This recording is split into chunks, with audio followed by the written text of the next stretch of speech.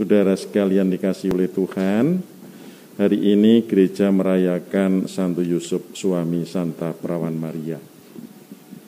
Kalau kita berhenti sejenak, lalu membayangkan, merenungkan hidup Santo Yusuf yang mendampingi Maria, ya, kira-kira kita membayangkan figur seperti apa yang ada di dalam pribadi Santo Yusuf. Adakah seorang bapak yang seperti ini dari dulu sampai sekarang? Seorang pemuda yang seperti ini, yang mempunyai kemiripan hidupnya, ya, keutamaan hidupnya seperti Santo Yusuf. Kalau kita membayangkan, ya, tunangan, tahu-tahu calon istrinya hamil. Lalu setelah diberitahu malaikat, awalnya ragu-ragu, tetapi tidak ingin mencemarkan nama baik, hatinya tulus. Diancam oleh Herodes, pergi ngungsi ke Mesir. Bapak Ibu yang pernah ziarah ke Yerusalem bisa membayangkan kalau Yerusalem menuju Mesir itu dekat atau jauh, sangat jauh. Belum ada bis tur itu loh ya, ziarah itu belum ada loh ya. Ya, apalagi kendaraan yang lebih baik, tidak ada. Untuk apa semuanya itu dilakukan Yosef? Menyelamatkan Yesus yang masih ada di dalam kandungan Maria, supaya tidak nantinya itu, ya, dibunuh oleh Herodes. Ya, kemudian juga melahirkan di tempat yang tidak layak, di tempat di mana orang menolak, lalu di tempat para gembala, dan seterusnya.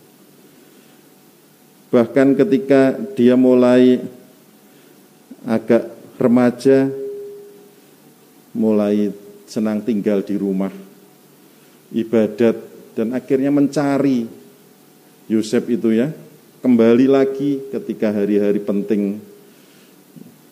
Bayangkan. Dan Yosef tetap bekerja dengan sangat tekun, menjadi seorang tukang kayu, ya, hidup untuk Maria dan untuk Yesus dengan bekerja sangat sederhana, dan semuanya itu untuk menghidupi keluarganya. Bayangkan, seperti itulah Yesus itu saat itu hidup. Kalau kita renungkan sungguh-sungguh peristiwa Yosef ini, luar biasa. Tahu-tahu Yosef hilang. Kapan wafatnya, ya, dimakamkan di mana, tidak ada beritanya. Saat perjalanan salib tinggal Maria saja. Terus tidak ada ceritanya lagi. Begitu saja selesai perjuangannya, tidak dikenal. Tidak seperti Bunda Maria, devosi di mana-mana, ziarah Maria di mana-mana. Tidak ada devosi Santo Yosef. Ada pun sedikit sekali. Ya. Di dalam seminari tinggi CM, kalau novisiat di mana-mana di seluruh dunia, ya, Santo Vincentius selalu menyarankan, berilah nama novisiat masa pembinaan rohani itu dengan pelindung Santo Yosef. Mengapa? Karena Santo Vincentius mengingatkan seluruh romonya, disitulah sebenarnya hidup keutamaan, hidup rohani, hidup spiritualitas ditumbuhkan. Santo Yoseflah tempat yang melindungi Maria dan Yesus. Yesus tumbuh di situ menjadi seorang anak dalam keluarga kudus berkat Santo Yosef. Santo Yosef bekerja keras untuk hidup mereka dengan pekerjaan yang sederhana. Tidak ada donatur, ya, waktu Yesus dunia itu loh ya. Belum memimpin rumah ibadat sehingga tidak ada kolektor juga. Tidak ada APP, tidak ada persembahan gitu ya, tidak ada. Mereka benar-benar hidup dari keringatnya sendiri. Bekerja. Lalu juga ketika ya Yesus sudah mulai nakal atau boleh kata senang dengan rumah bait Tuhan, dia bertanggung jawab mencari. Bapak Ibu, dari sini kita diajak untuk mengenal pribadi Santo Yosef.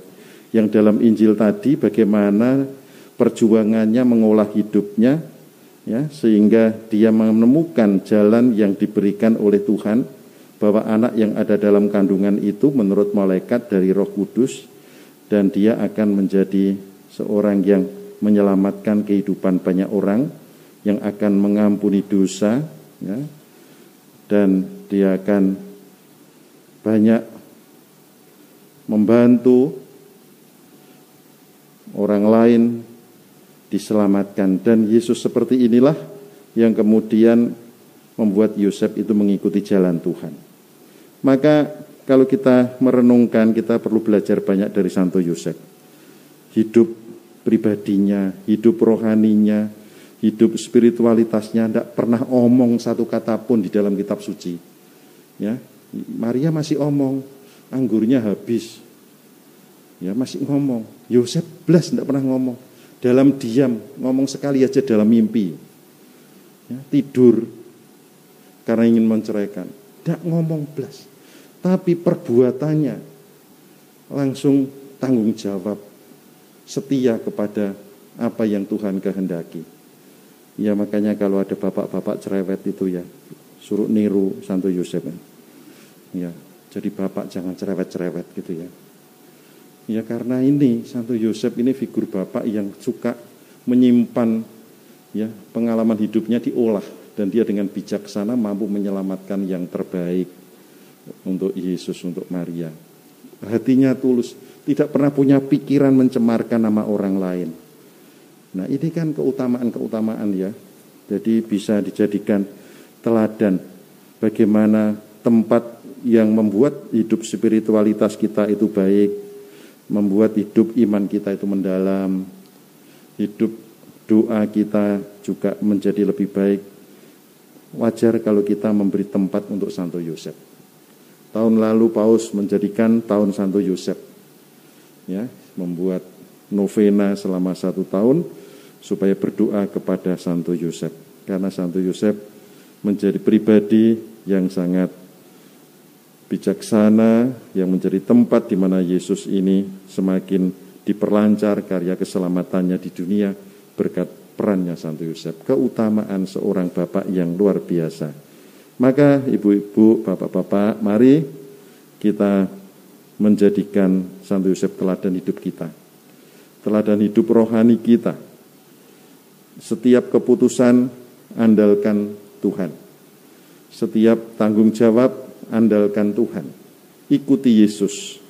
Kemanapun perjalanan hidup ini akan ya dilakukan, dilalui bersama dengan Yesus. Karena di dalam Yesus itulah Santo Yosef akhirnya menemukan ya, berperan di dalam ambil bagian dalam karya-karya keselamatan.